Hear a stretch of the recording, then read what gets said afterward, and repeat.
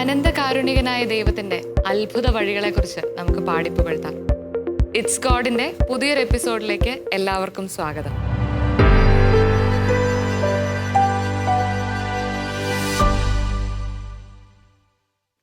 ദൈവ പരിപാലനയെക്കുറിച്ച്, ദൈവിക ഇടപെടലുകളെക്കുറിച്ച് നമ്മളോട് പങ്കുവെച്ച ഗ്രിഗറി ഫൈസ ദമ്പതികളായിരുന്നു നമ്മുടെ കഴിഞ്ഞ ആഴ്ച നമ്മുടെ കൂടെ ഉണ്ടായിരുന്നത്.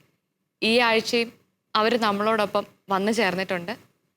എല്ലാവർക്കും ഒത്തിരി സ്വാഗതം. പ്രേക്ഷകർക്ക് വേണ്ടി നമുക്ക് ഒരിക്കൽ കൂടെ അവരെ ഒന്ന് പരിചയപ്പെടാം. ചേട്ടാ, പേര് ഗ്രിഗറി എന്നാണ്, കുന്നംകുളത്തുനിന്നാണ് വരുന്നത്. ചേച്ചി ഫൈസ, 3 മക്കള്, മൂത്തയാള് ഇമ്മാനുവൽ, അൻസാമേരി, അടുത്തയാള് ജോസഫ്.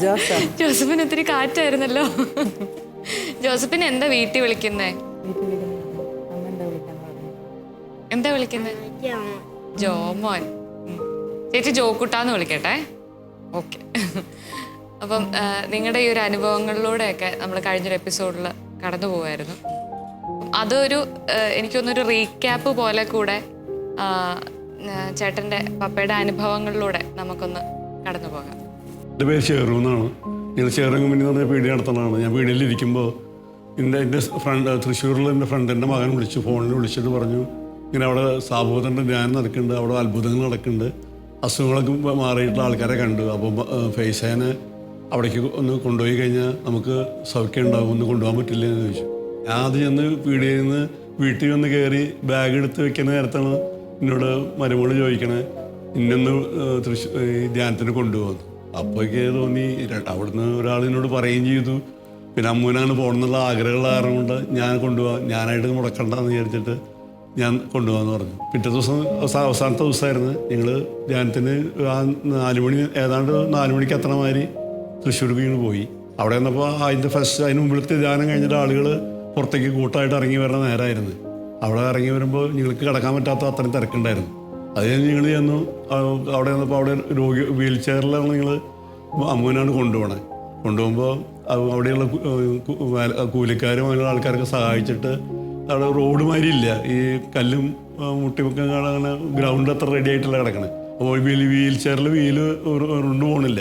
അപ്പോൾ അവർ വന്നിട്ട് എടുത്തിട്ട് ഉരുളാത്ത സമയത്ത് എടുത്തിട്ട് 4-5 പേരും എടുത്തിട്ട് നീക്കി വെച്ചിട്ട് അങ്ങനെ ഞങ്ങളതിനെ ധ്യാനകേന്ദ്രത്തിൻ്റെ ഉള്ളിലേക്ക് കൊണ്ടുപോയി. അപ്പോൾ പറഞ്ഞു, രോഗിയായതുകൊണ്ട് രോഗികൾ കിടക്കണ സ്ഥലത്തേക്കാണ് പോകേണ്ടതെന്ന് പറഞ്ഞു. അവിടെ ചെന്ന് ഞങ്ങൾ അവിടെ ചെന്നിരുന്നു. അങ്ങനെ ഓരോ രോഗികളേനെ സഹോദരർ ഇങ്ങനെ അടുത്തടുത്ത് വന്നിട്ട് പ്രാർത്ഥിച്ച് വന്നു. ഞങ്ങളുടെ അടുത്തെത്തിയപ്പോൾ എന്താണെന്ന് ചോദിച്ചു ഞങ്ങളോട്. അത് പറഞ്ഞ് ഞങ്ങൾ ഇങ്ങനെ ഡോക്ടർ പറഞ്ഞിട്ടുണ്ട്, കാല് ഓപ്പറേഷൻ കഴിഞ്ഞിട്ടുണ്ട്, കാല് നിലത്ത് വയ്ക്കാൻ പാടില്ല, 1 കൊല്ലം കഴിഞ്ഞിട്ടാണ് അയാളെ അദ്ദേഹത്തിന് കണ്ടതിൻ്റെ ശേഷം പറയാം കാല് നിലത്ത് വയ്ക്കാൻ, അല്ലെങ്കിൽ കാലിൻ്റെ എല്ലൊക്കെ പൊട്ടിപ്പോകുമെന്ന് പറഞ്ഞു. അങ്ങനെ അതാണ് പറഞ്ഞു. അപ്പോൾ പറഞ്ഞു, ഈശോയിൽ വിശ്വാസമുണ്ട്, എഴുന്നേൽക്കാൻ പറ്റുമെന്ന് ചോദിച്ചു അമ്മുവിനോട്. അപ്പോൾ പറഞ്ഞു, എനിക്ക് വിശ്വാസം ഉണ്ടെന്ന് പറഞ്ഞു. അന്ന് യേശുനാമത്തിൽ നീ എഴുന്നേൽക്കാന്ന് പറഞ്ഞു. അങ്ങനെ വീൽചെയറിൽ എഴുന്നേറ്റു. അപ്പോൾ ഞങ്ങൾ ബാക്കിൽ നിൽക്കുന്നുണ്ട്. ഞങ്ങൾക്ക് ആ പേടിയായി, കാല് കുത്തി കഴിഞ്ഞാൽ പൊട്ടിപ്പോകുമെന്ന് പേടിച്ചിട്ട് ഞാനും എൻ്റെ മകനും അപ്പുറത്തുണ്ട്. അങ്ങനെ എഴുന്നേറ്റ് നിന്നപ്പോൾ തളർന്നിട്ട് വേർത്തിട്ട് വേദന എടുത്തിട്ട് വീണ്ടും വീൽചെയറിൽ തന്നെ വീണു. അടുത്ത സാബു പറഞ്ഞു, വീണ്ടും എഴുന്നേൽക്ക്, ഈ ഈശ്വരനാമത്തിൽ എഴുന്നേറ്റ് നടക്കാമെന്ന് പറഞ്ഞു. അങ്ങനെ രണ്ടാമത് എഴുന്നേറ്റ് 1-2 അടി വെച്ചു. വീണ്ടും വയ്യാണ്ട് വേദന എടുത്തു, വീണ്ടും വീൽചെയറിലിരുന്നു. വീണ്ടും സാബു പറഞ്ഞു, എഴുന്നേറ്റ് നടക്കും, ധൈര്യമായിട്ട് നടന്നെന്ന് പറഞ്ഞു. അങ്ങനെ വീണ്ടും 5-10 അടി നടന്നിട്ട് ആ സ്ഥലത്ത് ബാക്കിലേക്ക് ഫ്രണ്ടിലേക്കൊക്കെ നടന്നു. അത് പറഞ്ഞു, കഴിഞ്ഞവിടെ ധ്യാനം നടക്കുന്നുണ്ട്, ദൈവത്തിൻ്റെ ശക്തി നിങ്ങൾ ആ നേരത്ത് വരും, പ്രാർത്ഥിച്ചുകൊണ്ട് നിന്നോളൂ, അപ്പോൾ നിങ്ങൾക്ക് പൂർണ്ണമായിട്ട് സൗഖ്യം കിട്ടുമെന്ന് പറഞ്ഞു. അത് നിങ്ങളവിടെ നിന്നു.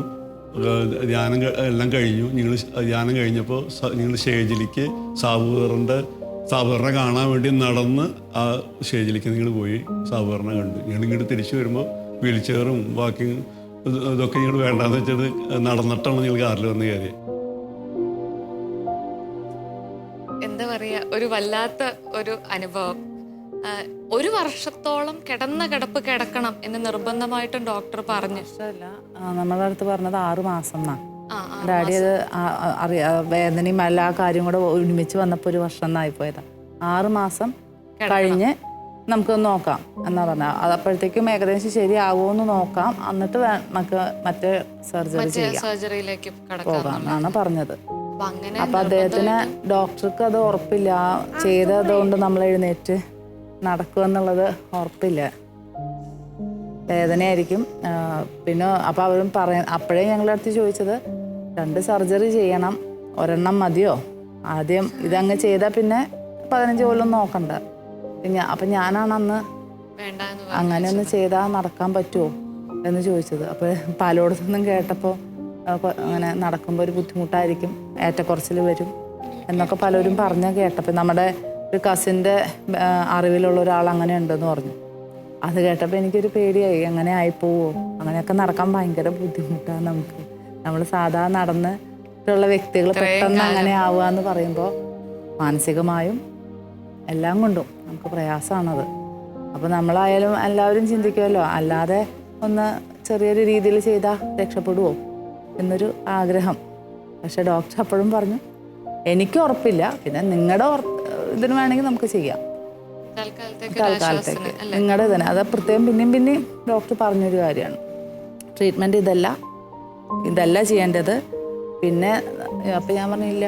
അപ്പം എൻ്റെ അമ്മയും ചോദിച്ചു, മോളെ നമുക്കൊരു സർജറി 15 കൊല്ലം കഴിഞ്ഞ് വീണ്ടും ചെയ്യണ്ടേ, പക്ഷെ ഇങ്ങനെ സൗഖ്യം കിട്ടും എന്നുള്ള അതൊന്നും ആ നേരത്തില്ല കേട്ടോ. നമ്മുടെ മനസ്സിൻ്റെ ഒരു മക്കളുടെ കാര്യങ്ങൾ വേഗം നടന്ന് ചെയ്യാൻ പറ്റുമോ എന്നുള്ളൊരു അങ്ങനത്തെ ഒരു ആഗ്രഹം മാത്രമേ ഉള്ളൂ.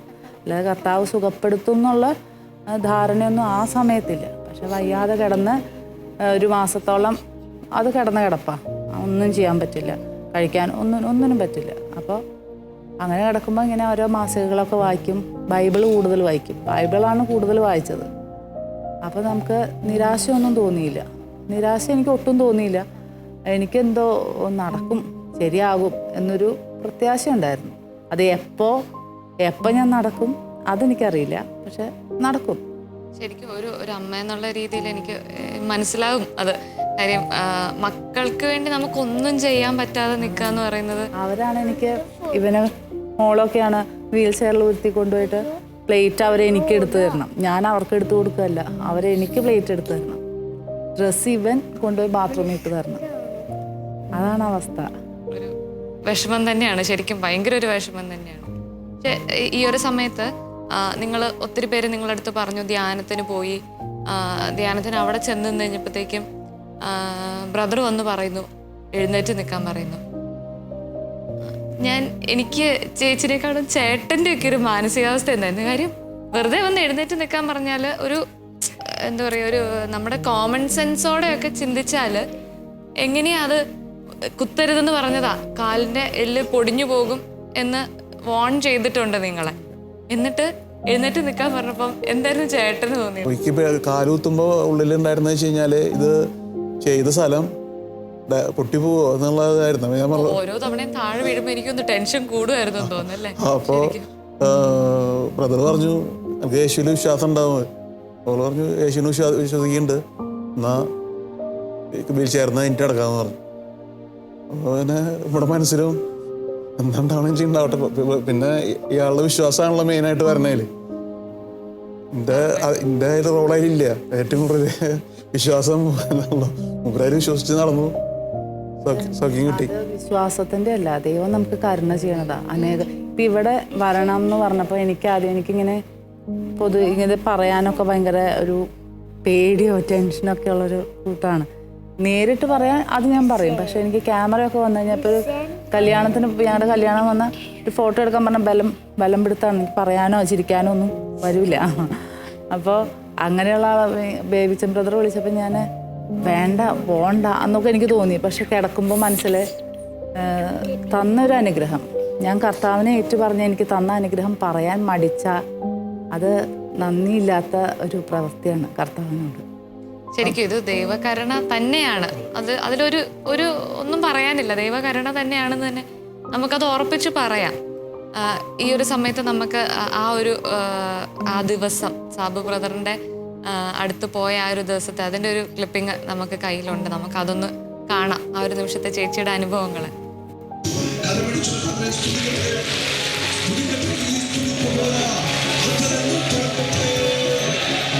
Visu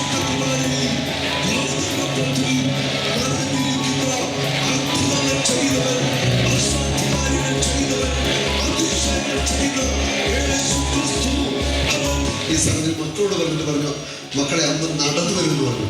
അതുപോലെ ഈശോ ചെയ്യാണ്. ഇതാണ് ഈശോയുടെ അനുകമ്പ, ഈശോയുടെ കരുണ, ഈശോയുടെ സ്നേഹം. ഹല്ലേലൂയ.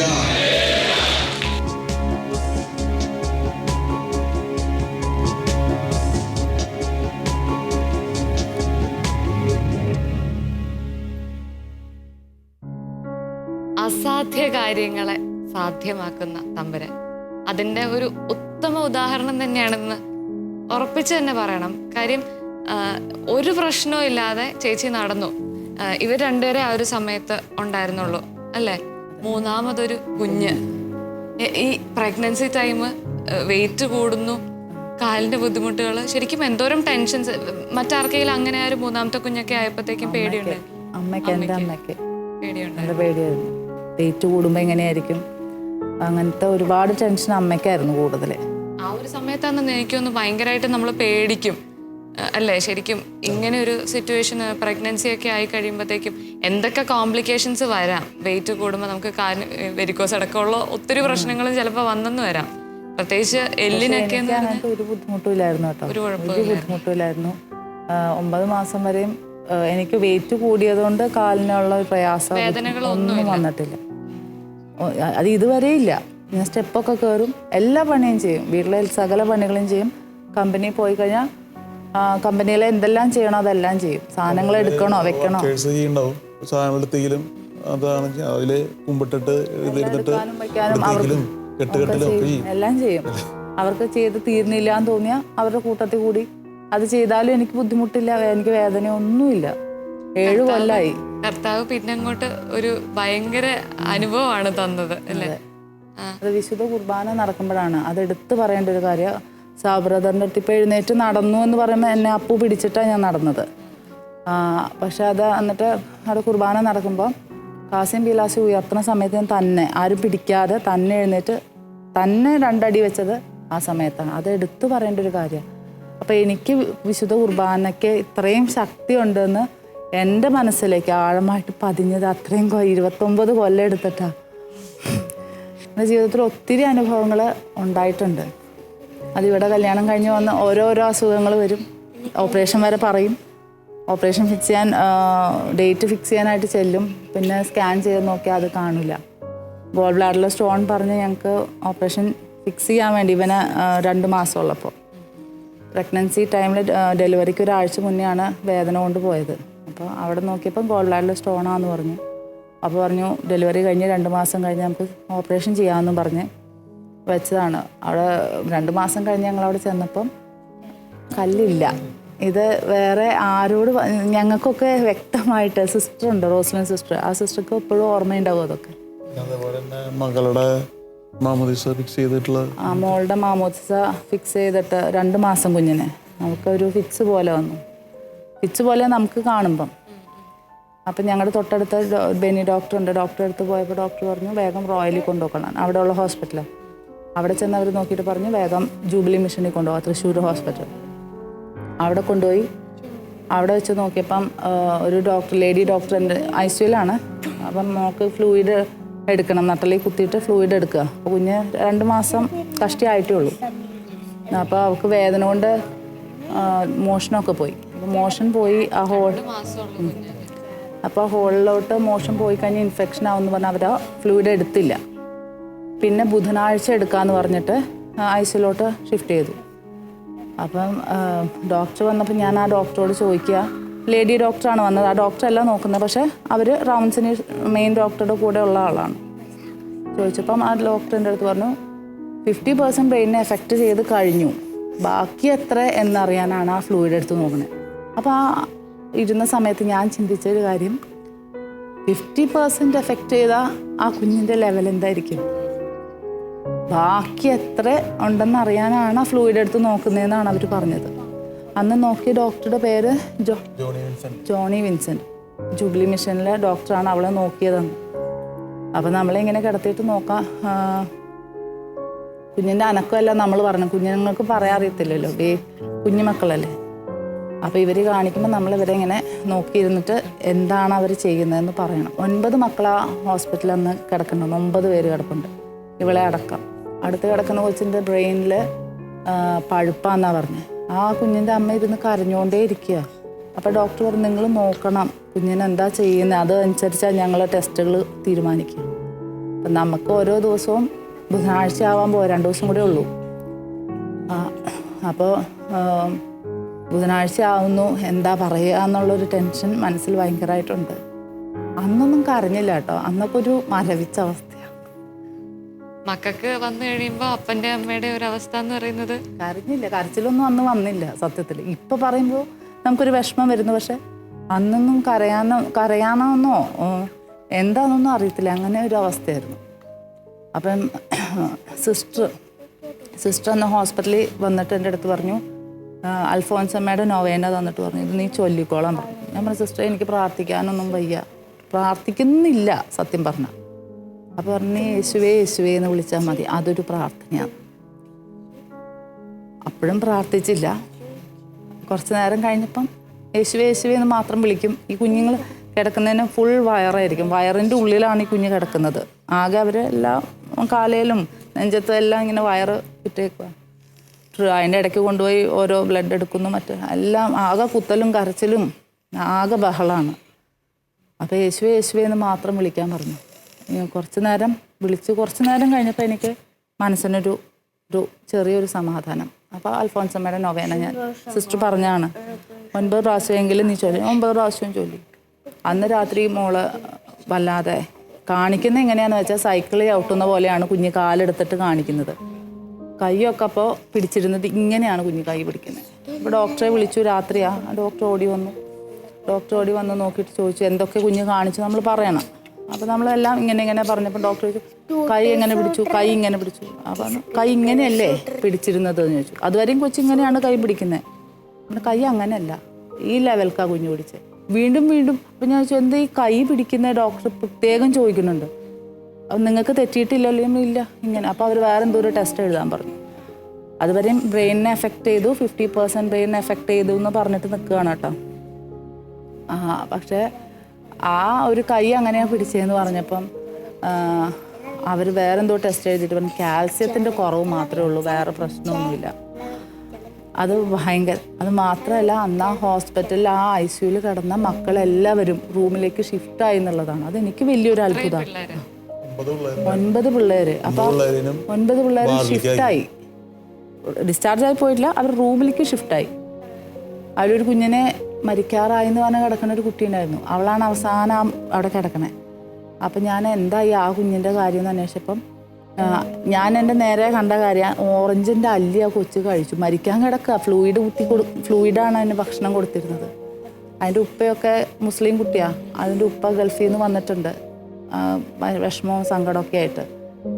പക്ഷെ ആ കൊച്ചും ഞങ്ങൾ വരുമ്പോൾ ഡിസ്ചാർജ് ആയിട്ടില്ല, റൂമിലേക്ക് മാറ്റി ആ കുട്ടീനെ. അപ്പം എനിക്കതൊരു എനിക്കൊരു അത്ഭുതമായിരുന്നു. കാരണം ഇത്രയും മക്കളെല്ലാവരും ഒറ്റയടിക്ക് അത് എനിക്കൊരു ഭയങ്കരമായിട്ട് പേഴ്സണലി എനിക്ക് ഭയങ്കരമായിട്ട് എന്നെ ടച്ച് ചെയ്തൊരു കാര്യം. നമ്മുടെ കുഞ്ഞിന് മാത്രമല്ല, ഞാനന്ന് അവിടെ നിന്നിട്ട് എല്ലാ കുഞ്ഞുങ്ങൾക്കും വേണ്ടിയാണ് പ്രാർത്ഥിച്ചത്. നമ്മുടെ അവസ്ഥ തന്നെയല്ലേ ആ ഇരിക്കുന്ന അമ്മമാരുടെ എല്ലാവരുടെയും അവസ്ഥ. ആ സിസ്റ്റർ എന്നോട് പറഞ്ഞു നീ കിടക്കുന്ന എല്ലാ മക്കൾക്കും വേണ്ടി പ്രാർത്ഥിക്കാനാണ് പറഞ്ഞത്, എല്ലാ മക്കൾക്കും വേണ്ടി പ്രാർത്ഥിക്കും. അപ്പം നമ്മുടെ മോളും സുഖപ്പെടും ആ കൂട്ടത്തിൽ. അത് സുഖപ്പെട്ടു എന്നുള്ളതാണ്. അന്ന് അവളെ ഒരു പ്രശ്നവും അവൾക്കില്ല. ഏതൊരു ബുദ്ധിമുട്ടിലൂടെ കടന്നു പോകുമ്പോഴും തമ്പുരാൻ അതുപോലെ പരിപാലിക്കുന്നുണ്ട് എന്നുള്ളത് നിങ്ങളുടെ ജീവിതത്തിലെ തന്നെ എല്ലാ അനുഭവങ്ങളിൽ നിന്നും നമുക്ക് അത് കണ്ടുപഠിക്കാം. ശരിക്കും പറഞ്ഞാൽ റോസ്ലീന സിസ്റ്റർ അല്ലേ, സിസ്റ്റർ ആയിരുന്നു നിങ്ങളുടെ എല്ലാ കാര്യത്തിലും പ്രാർത്ഥിക്കാനും ഒക്കെ ഉണ്ടായിരുന്നത്. സിസ്റ്റർ ചേച്ചി എങ്ങനെയാ പരിചയം? എനിക്ക് കല്യാണം കഴിഞ്ഞിട്ട് ഇവരുടെ വീടായിട്ട് സിസ്റ്റർക്ക് അടുപ്പമുണ്ടായിരുന്നു. കല്യാണം കഴിഞ്ഞ് സിസ്റ്ററിനായിട്ട് പരിചയപ്പെട്ടു. അപ്പോൾ സിസ്റ്ററാണ് കൊന്ത കെട്ടാനും ഒക്കെ പഠിപ്പിച്ചു തന്നത് സിസ്റ്റർ. സിസ്റ്ററിന്റെ ചെറിയ കുറേ അനുഭവങ്ങളുണ്ട്, അത് നമുക്കൊന്ന് കേൾക്കാം. ഞാൻ LF കോളേജിൽ വർക്ക് ചെയ്യുന്ന സമയത്ത് അവിടെ കുറേ പേര് പ്രാർത്ഥനയ്ക്ക് വരാറുണ്ട്. ഇതുപോലെ പൈസയുടെ ഹസ്ബൻഡിൻ്റെ കുടുംബക്കാരും പ്രാർത്ഥിക്കാൻ വരാറുണ്ട് ഓരോ ആവശ്യങ്ങൾക്ക്. അങ്ങനെയാണ് പൈസയായിട്ട് ബന്ധപ്പെട്ടത്. പൈസയുടെ അസുഖം അറിഞ്ഞത് അവിടുത്തെ എല്ലാ കാര്യങ്ങളും അറിയാറുണ്ട് ആ കുടുംബത്തിൽ. അങ്ങനെ പൈസയ്ക്ക് അതിക്ക് മുമ്പ് തന്നെ അവിടെ കുട്ടികൾക്ക് വയ്യാണ്ടായാലൊക്കെ ഉടനെ ഫോൺ ചെയ്യും. ഫൈസയുടെ രണ്ടാമത്തെ കൊച്ച് പെൺകുട്ടി അൻസ മോൾക്ക് പനി പിടിച്ച് വളരെ സീരിയസ് ബ്രെയിൻ ഇൻഫെക്ഷൻ വന്നിട്ട് ഈ കുട്ടീനെ മിഷൻ ഹോസ്പിറ്റലിൽ അഡ്മിറ്റ് ചെയ്ത് അവിടെ കിടത്തി ഒന്നുകിൽ മരിക്കും അല്ലെങ്കിൽ കോമ സ്റ്റേജിൽ ബോധമൊന്നുമില്ലാണ്ട് കുട്ടീനെ കിട്ടും, തലച്ചോറ് മുഴുവൻ ഇൻഫെക്ഷനിലാണ് പഴുത്തിരിക്കണേ എന്നൊക്കെ പറഞ്ഞു. അപ്പം ഞാൻ അവർക്ക് വേണ്ടി അൽഫോൻസമ്മയുടെ നൊവേന ചൊല്ലിയിട്ട് മിഷൻ ഹോസ്പിറ്റലിൽ ICUയിൽ പോയിട്ട് കൊച്ചിൻ്റെ തലയിൽ കൈവച്ച വഴിക്ക് കുട്ടിയെ ഉറക്കെ അമ്മയെന്ന് വിളിച്ചു. അതുവരെ ഒരു ബോധമില്ലാതെ പാല് കുടിക്കില്ല ദിവസങ്ങൾ കിടന്ന കുട്ടി അപ്പം എന്നെ അമ്മയെന്ന് വിളിച്ചു.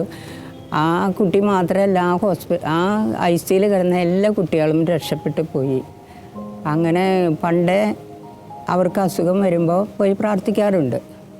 ഇവിടെ നമ്മുടെ തൃശ്ശൂർ കൺവെൻഷൻ നടക്കായിരുന്നു. സാബു ആറുതൊട്ടി ബ്രദറിൻ്റെ ആയിരുന്നു അത്, ദൈവശബ്ദം. ആ ദൈവശബ്ദത്തിൽ 5 ദിവസം ഞാൻ ഈ ഫാമിലിക്ക് പൈസയ്ക്ക് വേണ്ടി ഒന്ന് വരാനായിട്ട് അവിടെ വരാൻ തോന്നാം.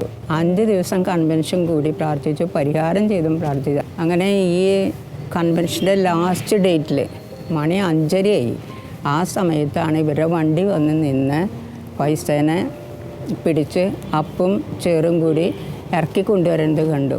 അപ്പം ഞാൻ ഈശോയോട് നന്ദി പറഞ്ഞു.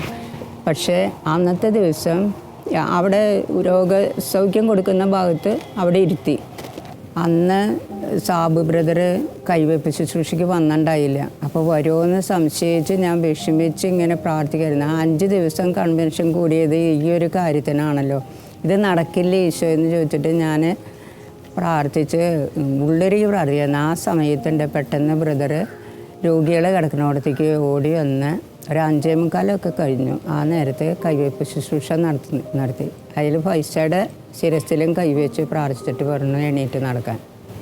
കൺവെൻഷൻ്റെ അവസാന ദിവസം എനിക്കൊന്ന് ബൈബിളിൽ ഒരു ഉപമയുണ്ടല്ലോ, അവസാന 1 മണിക്കൂറിലും വന്ന ആൾക്കും ഒരേ നാണയം നൽകിയൊരു യജമാനൻ്റെ കഥ. അതുപോലെയാണ് ഫൈസ ചേച്ചിയുടെ കാര്യത്തിലും കർത്താവ് തന്നത്. ആ അവസാന ദിവസം പോലും വന്നവനെ തമ്പുരാൻ്റെ കരുണ കൊണ്ട് കൈവിട്ടില്ല. ചേച്ചിയുടെ ഒരു അനുഭവമില്ലേ ആ ഒരു സമയത്ത് സബു ബ്രദർ തലയിൽ കൈവച്ച് പ്രാർത്ഥിച്ചപ്പോഴത്തെ ആ ഒരു അനുഭവം ചേച്ചി ഒന്ന് പറയാമോ? അന്ന് നമ്മൾ ധ്യാനം നടക്കുന്ന അവസാനത്തെ ദിവസം എന്ന് പറയുമ്പം രണ്ടാമത്തെ ഒരു സെക്ഷൻ ഉണ്ടായിരുന്നു, 5 മണിക്ക് ശേഷമുള്ളൊരു സെക്ഷൻ. രണ്ടായിട്ടാണ്. അതെ. അപ്പം രാവിലത്തെ സെക്ഷനാണ് സിസ്റ്ററൊക്കെ കൂടിയെന്ന് പറയുന്നത്. അത് കഴിഞ്ഞ് 5 മണിക്ക് ശേഷം ഒരു നടക്കുന്നുണ്ടായിരുന്നു. അതിനാണ് ഞാനും ഡാഡിയും ഹസ്ബൻഡും കൂടെ പോയത്. അവിടെ അന്ന് രാവിലത്തെ സെക്ഷനിൽ രോഗികൾക്ക് അങ്ങനെ കൈവയ്പ്പ് ശുശ്രൂഷയ്ക്കൊന്നും ബ്രദർ വന്നിരുന്നില്ല. അപ്പോൾ ഇനി അങ്ങനെ ശുശ്രൂഷ ഇല്ലായിരിക്കും എന്നാണ് ഇപ്പോൾ സിസ്റ്ററൊക്കെ ഞങ്ങൾ ചെന്നപ്പോൾ പറഞ്ഞത്. ഇനി അതില്ലായിരിക്കും, ഇന്ന് രാവിലെ ഒന്നും ഇല്ലായിരുന്നു എന്ന് പറഞ്ഞു. പക്ഷെ അത് അവസാനത്തെ ശുശ്രൂഷ ഞങ്ങൾ ചെല്ലുമ്പം അവിടുത്തെ യൂണിയനിലെ ചേട്ടന്മാരാണ്, അവർക്കൊക്കെ ഉള്ളൊരു പ്രാർത്ഥനയായിരുന്നു തോന്നുന്നു. അവരാണ് നമ്മളെ പറഞ്ഞത്, മോളിവിടെ ഉണ്ട്, നമുക്ക് അങ്ങോട്ട് ഞങ്ങൾ കയറ്റി കൊണ്ടുപോകാമെന്ന് പറഞ്ഞ് വീൽ ചെയറിൽ പലകയൊക്കെ ആയിട്ടിരിക്കുന്നത്, ഉരുളങ്കല്ലും പലകയും അങ്ങനെയൊക്കെയാണ് കിടക്കുന്നത്. അപ്പം നമുക്ക് വീൽ ചെയർ ഉരുട്ടി പോകാൻ പറ്റില്ല. വോക്കറിൽ നടക്കാൻ പറ്റുമെന്ന് ചോദിച്ചാൽ എനിക്ക് നടക്കാനും പറ്റുന്നില്ല. അപ്പോൾ അവർ പറഞ്ഞു എന്തിനാ ബുദ്ധിമുട്ടണേ, അവിടെ ഇരുന്നോ എന്ന് പറഞ്ഞാൽ ഞങ്ങൾ ചുമട്ട് തൊഴിലാളികളാണ്, ഞങ്ങൾക്ക് ഇതൊന്നും എടുക്കാൻ വലിയ ഭാരമൊന്നുമില്ല എന്ന് അവരാണ് എടുത്ത് കൊണ്ടുപോയി അവിടെ കൊണ്ടുപോയി ഇരുത്തിയത്. അപ്പോഴാണ് ബ്രദർ ആ വഴി ഇങ്ങനെ കൈവയ്പ്പ് ശുശ്രൂഷയായിട്ട് ഇങ്ങനെ വന്നത്. അങ്ങനെയാണ് എൻ്റെ അടുക്ക വന്ന് പലവരുടെയും തലയെ കൈവയ്ക്കുന്ന ചില ആൾക്കാരോടൊന്നും പറയണില്ല. ചില ആൾക്കാരുടെ അടുക്ക വന്ന് തലയെ കൈവയ്ക്കുമ്പോൾ ഇങ്ങനെ കുനിഞ്ഞ് നിന്നിട്ട് എന്തോ പറയുന്നുണ്ട്. അപ്പോൾ അതിൻ്റെ ഇടയിൽ ഒരു ചേട്ടൻ എൻ്റെ അടുക്ക വന്ന് പറഞ്ഞു, ബ്രദർ ആരാന്ന് ചോദിച്ചാൽ എനിക്കറിയില്ല, ഏതൊരു ശുശ്രൂഷകനൊന്നുമല്ല, അവരൊക്കെ വെള്ള ഷർട്ട് ഇട്ടിട്ടാണ് അവർ നടന്നിരുന്നത്. ഈ വന്ന ആൾ വെള്ള ഷർട്ടല്ല ഇട്ടിരിക്കുന്നത്. ഇയാൾ ഓടി എൻ്റെ അടുക്കലോട്ട് അവിടുന്ന് കുറച്ച് ദൂരത്തു നിന്നാണ് അയാൾ എന്നെ ഇങ്ങനെ നോക്കി നിൽക്കുന്നത് എനിക്ക് കാണാം. അയാൾ അവിടെ നിന്ന് ഓടി ഇങ്ങോട്ട് എൻ്റെ അടുത്ത് വന്നിട്ട് പറഞ്ഞു, ബ്രദറെ തലയെ കൈവച്ച് വല്ലതും ചോദിച്ചു, സൗഖ്യം വേണമെന്ന് ചോദിച്ചാൽ വേണമെന്ന് പറഞ്ഞേക്കണം, പുറത്ത് തട്ടിയാൽ അപ്പം എഴുന്നേറ്റോണമെന്ന് പറഞ്ഞു. തട്ടിക്കഴിഞ്ഞാൽ അപ്പം എഴുന്നേറ്റോണമെന്ന് പറഞ്ഞു. അപ്പം നമ്മുടെ ആ ഒരു സമയം നമുക്ക് കർത്താവ് പറയുന്നത് പോലെയാണ് അതൊക്കെ തോന്നുക. ഇത് ഇയാൾ പറഞ്ഞതുപോലെ തന്നെയാണ് ബ്രദർ വന്നിട്ട് അവിടെ നിന്ന് വന്നു, പലരോടും ചോദിക്കുന്നു, ചിലരോടൊന്നും ചോദിക്കുന്നില്ല. അപ്പോൾ എൻ്റെ അടുക്ക വരുന്നതിന് മുന്നേ അപ്പം ഞാൻ പ്രാർത്ഥിച്ചുകൊണ്ട് കർത്താവേ എന്നോട് സൗഖ്യം വേണമെന്ന് ചോദിക്കണേന്ന് ഞാൻ മനസ്സിൽ പ്രാർത്ഥിക്കുന്നുണ്ട് ആ സമയത്ത്. കാരണം ആ മനുഷ്യൻ എൻ്റെ അടുക്ക പറഞ്ഞത് ഇങ്ങനെ ബ്രദർ ചോദിക്കുമ്പോൾ വേണമെന്ന് പറയണം, തട്ടുമ്പം എഴുന്നേറ്റോണം. ഇതാണ് അയാൾ എൻ്റെ അടുത്ത് പറഞ്ഞത്. അപ്പോൾ അന്ധന്മാര് കർത്താവിനെ വിളിച്ച് കനിയണേ എന്ന് പ്രാർത്ഥിച്ച പോലെ പ്രാർത്ഥിച്ചുകൊണ്ടിരിക്കുവായിരുന്നു അല്ലേ? അങ്ങനെ പ്രാർത്ഥിക്കുകയായിരുന്നു. വന്ന് എന്നോട് തൊട്ടിട്ട് എന്നോട് സൗഖ്യം വേണമെന്ന് ചോദിക്കണേ കർത്താവേ. അതുപോലെ തന്നെ വന്നു, ഈശോയിൽ വിശ്വസിക്കുന്നുണ്ടോ അതാ ചോദിച്ചേ. അപ്പോൾ ഉണ്ട്. എന്നാൽ യേശുവിൻ്റെ നാമത്തിൽ എഴുന്നേൽക്കുക എന്ന് പറഞ്ഞിട്ട് ഇങ്ങനെ ഒന്ന് തട്ടി. അപ്പം ആ മനുഷ്യൻ പറഞ്ഞു തട്ടിയാ എഴുന്നേറ്റോണം. എനിക്കത് മാത്രമേ ഞാൻ ചിന്തിച്ചുള്ളൂ. എല്ലുപൊടിയൊന്നോ ബോൺ ബൾജ് ചെയ്ത് പോകണമെന്നോ ഒന്നും എനിക്ക് ചിന്ത വന്നിട്ടില്ല. എനിക്ക് പേടിയും തോന്നില്ല. കാരണം നമുക്ക് ചിന്ത വരുമ്പോഴല്ലേ പേടി വരുന്നത്. ചിന്തയൊന്നും വന്നില്ല, അതുകൊണ്ട് പേടിയും വന്നില്ല. എഴുന്നേക്കാൻ നോക്കിയപ്പോൾ എഴുന്നേറ്റില്ല. അങ്ങനെ വീൽ ചെയറിൽ തന്നെ അങ്ങ് വീണു. പിന്നെ സാബ് ബ്രദർ പറഞ്ഞു യേശുവിൻ്റെ നാമത്തിൽ എഴുന്നേൽക്കുന്നു. എഴുന്നേൽക്കുക എന്ന് പറയുമ്പം വേദനയുണ്ട് എഴുന്നേൽക്കാൻ. പെട്ടെന്ന് അങ്ങോട്ട് എഴുന്നേറ്റ് നമ്മൾ റെഡി സ്റ്റഡി ഗോ പറയുന്ന പോലെ പോവില്ല. വേദനയുണ്ട്. എഴുന്നേറ്റു, നടക്കാൻ പറ്റുന്നില്ല. അപ്പോൾ കൈ പിടിക്കാൻ പറഞ്ഞു. എൻ്റെ കൈ പിടിച്ച് നടത്ത്. കൈ പിടിച്ചു, 2 സ്റ്റെപ്പ് നടന്നു. അപ്പോൾ ചെരുപ്പ് ഇട്ടിട്ടുണ്ടായിരുന്നു ഞാൻ. സ്ലിപ്പർ എങ്ങാണ്ടാ ഇട്ടിരിക്കണേ. എൻ്റെ ഓർമ്മയിൽ സ്ലിപ്പറാണെന്ന് തോന്നുന്നു. പലകയൊക്കെ ഉണ്ട്. പൊട്ടി കിടക്കുന്നൊരു പലക കഷ്ണം ഉണ്ടായിരുന്നു. നടന്ന് അവിടെ എത്തിയപ്പോൾ നടക്കാൻ പറ്റുന്നില്ല. അപ്പോൾ ഞാൻ സ്ലിപ്പർ അവിടെ ഊരിയിട്ടിട്ടാണ് പിന്നെ നടന്നത്. എൻ്റെ ഓർമ്മയാണ് അതൊക്കെ. അങ്ങനെ നടന്ന് അവിടെ എത്തി. സാബ് ബ്രദർ വീണ്ടും തിരിച്ച് എൻ്റെ അടുത്ത് തന്നെ വന്നിട്ട് പറഞ്ഞു വിശുദ്ധ കുർബാന നടക്കുന്നുണ്ട്, സംബന്ധിക്കണം. വിശുദ്ധ കുർബാന വളരെ ഗൗരവത്തോടു കൂടി സംബന്ധിക്കണം എന്ന് പറഞ്ഞു. ഇത്രയും പറഞ്ഞ് ബ്രദർ പോയി. അപ്പം ഞാൻ അവിടെ നിന്ന് പ്രാർത്ഥിച്ചുകൊണ്ടിരിക്കുന്നു. അബ്രഹാം കടാക്കുഴി അച്ഛനാണ് വിശുദ്ധ കുർബാന നടത്തുന്നത്. അപ്പം ആ സമയത്ത് കാസിം ബേല ഞാൻ പല പ്രാവശ്യം എഴുന്നേക്കാൻ നോക്കിയിട്ടോ ആ സമയത്ത് തന്നെ. അപ്പം എൻ്റെ അടുത്ത് ചോദിക്കുന്നുണ്ട് കൈ പിടിക്കണോ? കൈ പിടിച്ചു.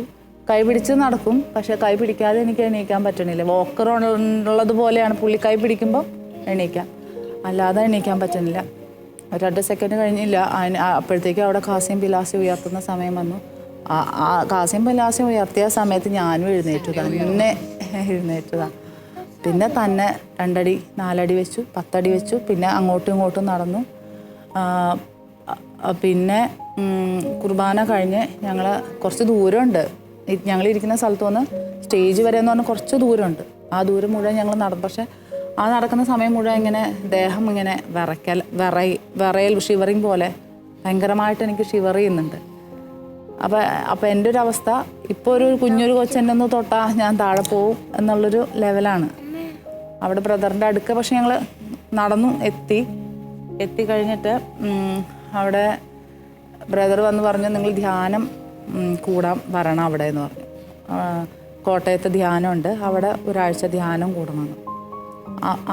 കൂടാമെന്നും പറഞ്ഞ് ഞങ്ങൾ തിരിച്ച് വരുമ്പോൾ എടുത്ത ചേട്ടന്മാർ ഈ വീൽ ചെയറിൽ എന്നെ എടുത്ത് കൊണ്ടുവച്ച ചേട്ടന്മാരുണ്ടായിരുന്നു. അവരൊരു സന്തോഷം കാണണമായിരുന്നു. പിന്നെ അവരാണ് എന്നെ കൊണ്ടുപോയി അവിടെ കൊണ്ട് ഇരുത്തി തന്നത്. അപ്പം ഞാൻ പിന്നെ നടന്നാണ് പോകുന്നത്. വീൽ ചെയറും വോക്കറും ഒക്കെ ഡാഡിയും അപ്പും കൂടെ മടക്കി കൈ പിടിച്ചിട്ടുണ്ട്. ഞങ്ങൾ വോക്കറൊന്നുമില്ല, നടക്കുന്നു. പക്ഷെ നടക്കുമ്പോഴൊക്കെ ദേഹം വിറയ്ക്കുക. അപ്പോൾ ഒരു തൂണുണ്ട്. ആ തൂണയിൽ എനിക്ക് തോന്നുന്നു ഞാൻ വീണു പോവോ, എന്നെ ആരെങ്കിലും തട്ടിയിടുമോ, അങ്ങനത്തെ കുറേ സംശയങ്ങൾ.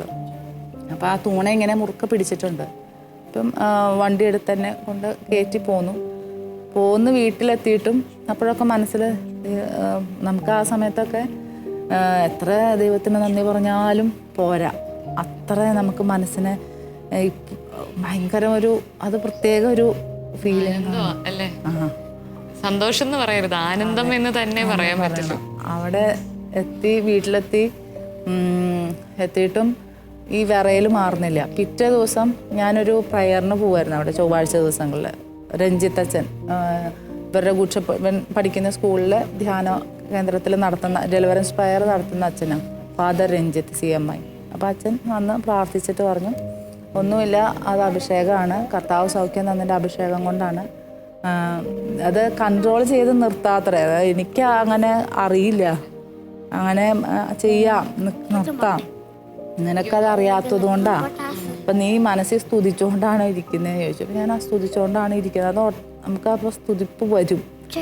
അപ്പോൾ പറഞ്ഞ് നീ അത് നിർത്ത് കുറച്ച് നേരം, ഇത് കൺട്രോൾ ചെയ്യാൻ പറ്റുന്ന സംഭവമാണ്, പക്ഷെ നിനക്കത് അറിയാത്തതുകൊണ്ടാണ്. അച്ഛൻ വന്ന് എനിക്ക് അന്നവെള്ളമൊക്കെ തലയിൽ കൈ വെച്ച് ബെനഡിക്റ്റിൻ്റെ ഒരു കുരിശുണ്ട്, അതും വെച്ച് അച്ഛൻ പ്രാർത്ഥിച്ച് പിന്നെ കുറച്ച് നേരം കഴിഞ്ഞപ്പോൾ അത് അങ്ങ് ആ ഷിവറിങ് അങ്ങ് നിന്നു. രഞ്ജിത്ത് അച്ഛൻ്റെ തന്നെ ഒരു സാക്ഷ്യം അച്ഛൻ പറഞ്ഞിട്ടുണ്ട്, നമുക്ക് അച്ഛനെ ഒന്ന് കേൾക്കാം.